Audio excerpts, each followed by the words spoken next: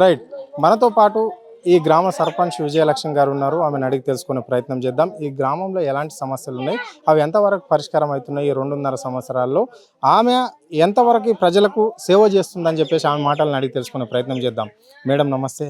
నమస్తే సార్. అమ్మ, చెప్పండి, ఎట్లా ఉంది మీ ఊరు పరిస్థితి ఏంటి, మీ ఊళ్ళో ఎలాంటి సమస్యలు ఉన్నాయి ప్రధానంగా, మరి అవి ఎంతవరకు నీ దగ్గరికి వచ్చిన సమస్యను ఎంతవరకు పరిష్కారం చేస్తున్నావు, మరి ప్రభుత్వం నీకు ఏ విధంగా సహకారం చేస్తుంది, ఏ విధంగా నీ ఎంటదండుండి నడుస్తుంది? నమస్కారం సార్. ఇప్పుడు ఉన్న రేవంత్ ప్రభుత్వం అయితే అసలు ఏం పాలన కూడా బాగాలేదు. మా గ్రామంలో 10 వార్డులు ఉంటాయి. 10 వార్డులకు వచ్చేసి ఏ వార్డులో కూడా అసలు నీళ్ళు అనేటివి లేవు. వాటర్ ప్రాబ్లం చాలా ఉంది. అయినప్పటికీ కూడా ఇప్పుడు మినీ ట్యాంకులు స్టార్ట్ చేసినాం. గ్రామ పంచాయతీ నుంచి వేసుకోమని అన్నారు. పైనుంచి వచ్చే నిధులు కూడా ఇప్పటి వరకు లేవు. ఇప్పుడు మేము గెలిచి ఆరు నెలలు అవుతుంది. అప్పటి నుంచి మొన్న శాలరీస్ పడ్డాయి. 6 నెలల నుంచి అసలు శాలరీస్ అనేది లేదు మా సర్పంచ్లకి. గ్రామ పంచాయతీకి వచ్చే నిధులు కూడా టైంకు రావడం లేదు. అసలు ఇప్పటి వరకు కూడా సీసీ రోడ్లు అనేటివి లేవు. అసలు ఒక మోరీలు అనేటివి లేవు.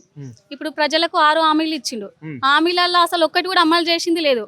ఏమన్నా అంటే నేను బస్ ఫ్రీ పెట్టినా అని అంటుండు కానీ బస్ లో మేము రోజు ఎందుకు ఎక్కుతాం? మరి రైతులు రోజు ఎందుకు ఎక్కుతారు? రోజు డ్యూటీలు చేసే వాళ్ళు ఎక్కుతారు. అక్కడ జీతం వస్తుంది, ఇక్కడ బస్ ఫ్రీ ఉంటది. వాళ్ళే లాభం అవుతారు కానీ రైతులు అయితే లాభం లేదు కదా. రోజైతే ఎక్కం కదా. ఆ బస్ లో కూడా అప్పుడప్పుడు చూస్తా ఉంటాం, జుట్లు పట్టుకొని కొట్లాడే పరిస్థితి ఉంది. అసలు ఆ పరిస్థితి ఏం అవసరం? మాకు రైతులకు ఉపయోగపడి పని చేయాలి గానీ ఇప్పుడు జాబ్లు ఉన్నోళ్ళనే ఇంకున్నోళ్ళు అయితే రైతుల పరిస్థితి ఏంది? అంట్లే కదమ్మా, ఇక్కడ ఈ రాష్ట్ర ముఖ్యమంత్రి 1 కోటి మంది మహిళలను కోటీశ్వరాలను చేస్తాము, ఇక్కడ మహిళా ప్రభుత్వం నడుస్తుంది ప్రాణాఖ్యంగా. అంటే ఏ పథకం వెనకాలైనా ముందైనా మహిళ పేరే ఉంటుంది. ఇప్పుడు ఇంద్రమ్మ ఇండ్ల విషయంలో కావచ్చు, సబ్సిడీ గ్యాస్ విషయంలో కావచ్చు, ఒక కొత్త రేషన్ కార్డు కావాలంటే మహిళ పేరే కావాలి, సన్న బియ్యం కావాలన్నా మహిళ పేరే కావాలి. ప్రతి అంశంలో మహిళ పేరు తీసుకోవడమే ఇక్కడ రేవంత్ రెడ్డి తీసుకున్న ఒక నిర్ణయం. 1 కోటి మంది మహిళలను కోటీశ్వరాలను చేస్తామని చెప్తున్నాడు. డాక్రా మహిళా గ్రూపులకు ప్రత్యేకంగా వడ్డీ లేని రుణాలు కూడా ఇస్తున్నామని చెప్తున్నాడు. మరి ఇది వాస్తవమేనా? లేదు సార్. 1 కోటి మంది మహిళలని కోటీశ్వరులుగా ఏడికేం చేశాడు. 1 కోటి మంది మహిళలని కోటీశ్వరులుగా చేయాలంటే కోట్లు కావాలి. ఒక సభ్యురాలకి 2,000 ఇయ్యని సీఎం 1 కోటి మంది మహిళలకు ఒక్కొక్క సభ్యురాలకి ₹1 కోటి ఏడికేని ఇస్తాడు. ఒక 2,000 ఇయ్యనికి చేతనైతలేదు. ఒక సభ్యురాలకు ఒక పింఛన్ లేదు. 4 ఏళ్ళు అవుతుంది ఇప్పటి వరకు అసలు పింఛన్లు లేవు. కొత్త పింఛన్లే లేవు. ఇప్పుడు ప్రతి ఒక్క ముసలమ్మలు, తాతలు, అవ్వలు నేను గెలిచిన సంది కూడా ఇంటికి తిరుగుతా ఉన్నారు. వాళ్ళకి నేను ఏం చెప్పాలి? ఇప్పటి వరకు 2.5 ఏళ్ళు అవుతుంది గెలిచిన సంది ఎవరికి పింఛన్ ఇచ్చిండు, ఎవరికి పెంచిండు? మీ గ్రామంలో దాదాపుగా ఎలాంటి సమస్యలతోటి ఒక సర్పంచ్గా మిమ్మల్ని ఇక్కడ ప్రజలు కలుస్తుంటారు?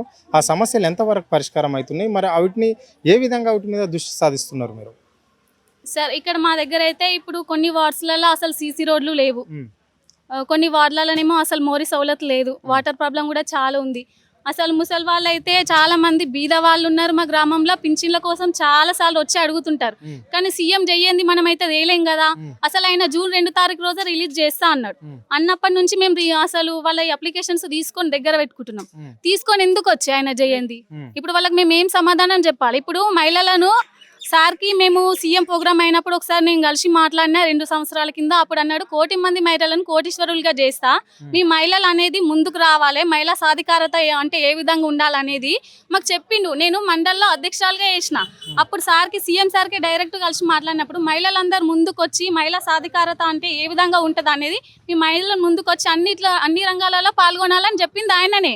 ఆయన అన్న క్షణం నుంచి కూడా మేము ఇది కాదు అని అనుకున్నాం. అట్లాంటిది ఇప్పుడు ముందుకు వచ్చి చేద్దాము అంటే ఆయన ఏది పంపంది మేము ఎట్లా చేయాలి? గ్రామ ప్రజల్ని ఇప్పుడు ఆయన పైనుంచి నిధులు పంపుతుంది కదా, వాళ్ళని మేము చూసుకునేది. 1700 జనాభా ఉంది, వాళ్ళని ఎట్లా పోషించాలి? వాళ్ళకున్న సమస్యలు ఎట్లా తీరాలి?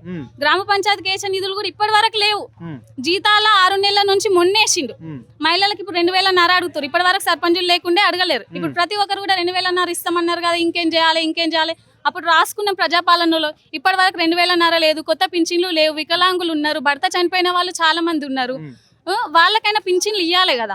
ఇప్పటి వరకు అసలు ఏం పని కూడా చేసలేడు ఈ ప్రభుత్వం. అసలు బానే లేదు. ఏందమ్మా మరి ఇప్పుడు గ్రామానికి సంబంధించిన వాటర్ ట్యాంకర్లు ఉంటాయి, మరి గ్రామానికి సంబంధించి గ్రామ కార్మికులు ఉంటారు, మరి వాళ్ళ పరిస్థితి ఏంటి?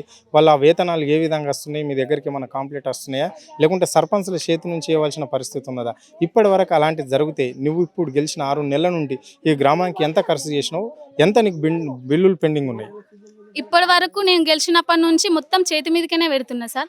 కొంత అమౌంట్ వచ్చిందని పాత సెక్రటరీ వాళ్ళు వరకు వేసిరు కదా సర్పంచులు లేకముందు, అప్పుడు వాళ్ళే ఇచ్చేసిన బిల్స్. ఇప్పటి వరకు నేను బిల్స్ పెట్టుకోకుండా పని చేస్తున్నా. ఇప్పుడు 5-6 లక్షల వరకు మోరీలు తీపియడం కానీ, ఇప్పుడు శానిటైజేషన్ కానీ, మళ్ళీ వాటర్ లీకేజ్ కానీ, మినీ ట్యాంక్స్ స్టార్ట్ చేసినాం మొన్న. ఇప్పుడు గ్రామంలో ఉన్న చిన్న చిన్న సమస్యలు కానీ అవన్నీ కూడా మేము చేతి మీదకనే పెట్టి చేసుకొస్తున్నాం. ఇప్పుడు మిత్రులకు సరిపోయే పరిస్థితి లేదు. మరి గ్రామ పంచాయతీలకు పైసలు పంపితేనే కదా మేము ఇంకా ముందుకెళ్ళి దూసుకెళ్తాం. మహిళా సాధికారత ఉంటే ఏ విధంగా ఉండాలి, ఇట్లుండాలి అట్లుండాలి అని చెప్పడం కాదు. నువ్వు చెప్పినావు కాబట్టి ముందుకు వచ్చినాం. ఈ రోజు మేము అధికార పార్టీ కాకపోవచ్చు, అయినా కూడా మేము సాధించుకోవాలనే పట్టుదలతో ముందుకు వచ్చినప్పుడు నువ్వు కూడా నడిపించాలి. 1 కోటి మంది మహిళలను, కోటీశ్వరులను ఏడికేం చేస్తావు? నీకు 2,000 ఇయ్యనికనే శాతం అవుతలేదు. నువ్వు 1 కోటి రూపాయలు ఏడికిస్తావు, ఏడికెంచి ఇస్తావు? పింఛన్ లేనికి శాతం అవుతలేదు నీకు. ఇప్పుడు అందరు కూడా పింఛన్లే అడుగుతారు. ప్రతి ఒక్క రోజుకొచ్చి కనీసం ఒక 10-12 మంది అడుగుతారు. వాళ్ళకి నేను ఏం సమాధానం చెప్పాలి? మరి ఎట్లా దృష్టి సాధిస్తున్నారమ్మా ఇక్కడ ఉన్న గవర్నమెంట్ స్కూళ్ళ పైన? మీ కృషి ఏ విధంగా ఉంది, ఎట్లా చేయబోతున్నారు? మరి ఏంటి మీ ఇక్కడ రాష్ట్రంలో ముఖ్యమంత్రికే విద్యాశాఖ కూడా ఆయన దగ్గరనే ఉంది. మరి దాని మీద ఎట్లా దృష్టి సాధిస్తున్నారు? ఇప్పుడు ఏమన్నా స్కూల్ స్టార్ట్ అయ్యి 15 రోజులు మీరు ఏమన్నా విజిట్ చేశారా అక్కడ? సార్ మా స్కూల్ చూడండి, మా పాఠశాల అవర్ కూడా అసలు ఎప్పుడు పడిపోతుందో అన్నట్టుగా ఉంది. ఇప్పుడు మా పాఠశాల మీరు ఒకసారి వెళ్ళేటప్పుడు చూడండి, అసలు ఏ టైంలో పడిపోతుందో అన్నట్టుగా ఉంది. ఇట్లా పట్టుకొని ఊపండి ఊగుతుంది. 2.5 ఏళ్ళు అవుతుంది గెలిచి ఇప్పటి వరకు కనీసం అవర్ కూడా లేదు. ఇప్పుడు డ్యామేజ్ ఉంది, అది చేయాలని వాళ్ళు అడుగుతున్నారు. ఇప్పుడు నిధులు లేని నేను ఏడికేం చేయాలి? నువ్వు నిధులు పంపుతలేవు, అవర్ కూడా లేదు. రేపు పొద్దుగాల పిల్లల మీద పడితే పరిస్థితి ఏంది? అట్లుంది పరిస్థితి. రైట్, ఏం చెప్పాలనుకుంటున్నారమ్మా చివరిగా ఈ గ్రామ ప్రజల తరపు నుంచి రాష్ట్ర ముఖ్యమంత్రికి? నేను చెప్పాల్సిందాళ్ళు ఒకటే, నువ్వు ఇస్తా అన్న 6 గ్యారంటీలు అమలు చేయి ఫస్ట్. నువ్వు ఇస్తా అన్న పింఛన్లు ఇయ్యి ఫస్ట్. నువ్వు ఇస్తా అన్న 2,000 ఇయ్యి ఫస్ట్. నువ్వు ఇస్తా అన్న పెంచుతా అన్న 4,000 పెంచు ఫస్ట్. ఇప్పుడు స్కూటీలు ఇస్తాను, జాబ్లు ఇస్తాను, అన్ని చేసి చూపి ఫస్ట్. లేదంటే నెక్స్ట్ టైం అసలు నీ ప్రభుత్వం అనేది రాదు. ఖచ్చితంగా గులాబీ జెండానే ఎగురుతుంది. ఖచ్చితంగా కేసీఆర్ గారినే గెలిపించుకుంటాము. మేము ఈ రోజు పదవిలో లేకపోవచ్చు, కానీ రేపు పొద్దుగాల ఖచ్చితంగా కూడా ప్రజలందరూ కూడా నీ దృష్టిలో తన దృష్టిలో పడ్డారు. ఖచ్చితంగా కూడా బీఆర్ఎస్ ప్రభుత్వమే వస్తుంది. ఖచ్చితంగా కేసీఆర్ గారే సీఎం అవుతారు నెక్స్ట్. ఇది పరిస్థితి. అంటే ఇక్కడ మనకు సర్పంచ్ అమ్మ చెప్పింది ఒకటి, దాదాపుగా నేను గెలిచి 6 నెలల నుంచి అనేక సమస్యలతోని గ్రామంలో ప్రజలు ఉన్నారు. ముఖ్యంగా పెన్షన్ విషయంలో నా దగ్గరికి రాని వాళ్ళు లేరు. ప్రతి ఒక్కరు పెన్షన్ కావాలి అని చెప్పేసి ఎవరైతే వయోపరిమితి ఉన్న వాళ్ళందరూ కూడా పెన్షన్లతో ఎంతోమంది సమస్యలతోటి ఇబ్బందులు పడుతున్నారు. అదేవిధంగా రైతులకు కూడా సకాలంలో మందులు అందలేకపోవడము, ఎరువు బ్యాగులు లేకపోవడం వల్ల చాలా నానా అవస్థలు పడుతున్నారని చెప్పేసి కూడా ఆమె చెప్పడం జరిగింది. మా గ్రామంలో అనేక సమస్యలు ఉన్నాయి, అయినప్పటికీ ఇక్కడ అధికారులు పట్టించుకోవడం లేదు. కేవలం నేను ఒక బీఆర్ఎస్ సర్పంచ్ కావడమే దీనికి ప్రధాన కారణం అని చెప్పేసి కూడా ఆమె చెప్పడం జరిగింది.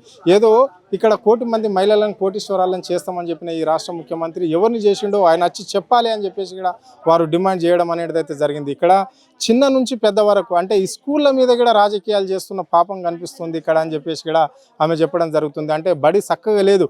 అంటే అక్కడ ఏదైతే కంపౌండ్ వాల్ ఉంటుందో పారివారిక గోడ, ఆ గోడ ఇట్లా పిల్లలు తాకితే కూలిపోయే పరిస్థితి ఉంటుంది. రేపొద్దున ఇది వర్షాకాలం, రేపొద్దున అలాంటిది జరిగితే కూడా పూర్తి బాధ్యత ప్రభుత్వమే పట్టించుకోవాలని ముందుగానే చెప్తున్నా అని చెప్పడం జరిగింది. ఆనాడు సర్పంచ్ లేడా ఈ గ్రామం అనే పేరు నాకు ఎందుకు వస్తుంది అంటే ఇందుకే వస్తుంది అని చెప్పేసి కూడా ఆమె చెప్పడం జరిగింది. ఎందుకంటే ఇలాంటి సమస్యలు ఉన్నాయి, మేము అధికారుల దృష్టికి పోయినా పట్టించుకోని పాపాన ఉంది అని చెప్పేసి కూడా వారు చెప్పడం జరుగుతుంది. కానీ రాబోయే రోజుల్లో కాంగ్రెస్కు గట్టు రోజులు తప్పయి అని చెప్పేసి కూడా ఆమె హెచ్చరించడం జరిగింది. కెమెరా పర్సన్ కళ్యాణ్ తో అరుణ్, ఆద్య టీవీ, హైదరాబాద్.